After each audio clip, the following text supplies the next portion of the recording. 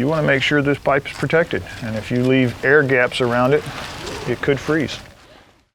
When water freezes, it expands. When there's no place for that to go, then it expands the pipe outward. Don't wait until your pipes burst. Winterize your plumbing before the freeze. This is the water service riser to the house. This is your main water into the home, and you want to protect that during the winter time so that it doesn't freeze. The first step we're going to do is remove this hose. Foam insulation is sold in different sizes based on the diameter of your pipes. You can make this easier if you get larger insulation than necessary. Duct tape helps hold it all together and closes the gaps. Especially at your cuts, there's no glue. So you're going to have an open spot anywhere you've cut this insulation. Plan ahead. Get hose bib covers before they're sold out. Attach the loop to the hose bib, pull the T-handle and slide this back, and then adjust your line so that it is tight.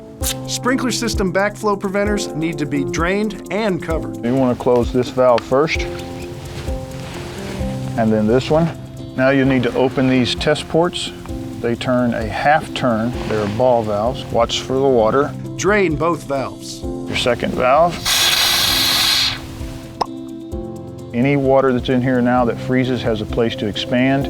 It won't pressurize and break your valve. Any areas that are still exposed can be insulated with towels as long as they stay dry. The only thing that insulates anything are the air molecules that are in between there. If you soak this towel with water, you might as well have just left this wide open because it's going to freeze and the valve's going to freeze. We wrap it with plastic, it stays dry, and it does what it's supposed to do. Zip ties make sure everything stays in place all winter long. Anything that's exposed above the ground needs to be protected from freezing. No matter what weather comes our way, you can trust Abacus Plumbing. That's what makes them a certified Home Show Pro.